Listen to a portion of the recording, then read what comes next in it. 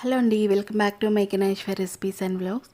ఈరోజు రెసిపీ వచ్చేసి పల్లి కొబ్బరి చిక్కీ అండి.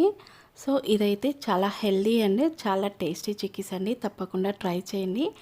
అండ్ ఓన్లీ 3 ఇంగ్రీడియంట్స్ తోటి చాలా టేస్టీ చిక్కీస్ అయితే ప్రిపేర్ చేసుకోవచ్చండి. సో దీనికోసం మనకి పల్లీలు, బెల్లం, ఇంకా పచ్చి కొబ్బరి తురుము అయితే సరిపోతుందండి.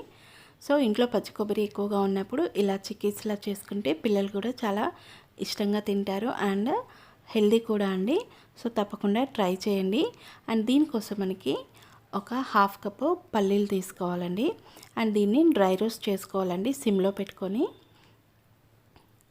ఇలా చేసుకొని మనం ఒక క్లాత్లో వేసుకొని చపాతీ కర్రతోటి వీటిని పీసెస్ లాగా ప్రెస్ చేయాలండి. మిక్సీలో వేసుకుంటే పౌడర్ లాగా అవుతుంది. సో ఇలా కర్రతోటి చేస్తే మనకి చిన్న చిన్న పీసెస్ లాగా అవుతుందండి.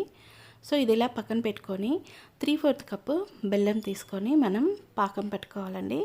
అండ్ దీంట్లో కొద్దిగా వాటర్ యాడ్ చేసుకొని మనకి ముదురు పాకం వచ్చే వరకు పాకం తీసుకోవాలండి.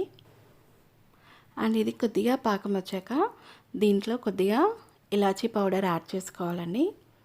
అండ్ 1 స్పూన్ వరకు నెయ్యి కూడా యాడ్ చేసుకోవాలండి. సో ఇవి యాడ్ చేసి ఒకసారి కలుపుకొని మనకి పాకం వచ్చాక మనం ముందుగా ప్రిపేర్ చేసి పెట్టుకున్న పల్లీలు వేసుకోవాలండి.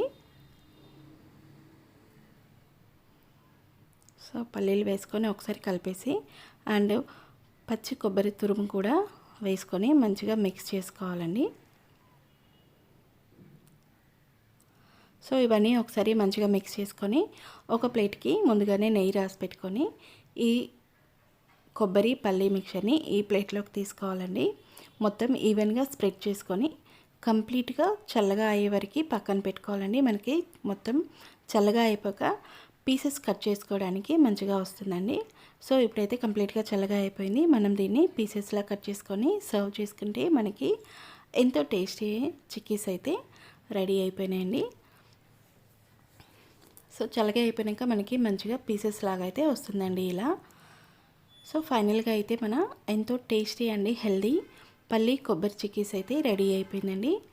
ఈ రెసిపీ తప్పకుండా ట్రై చేయండి. అండ్ ఇది చాలా హెల్దీ అండ్ చాలా టేస్టీ కూడా అండి.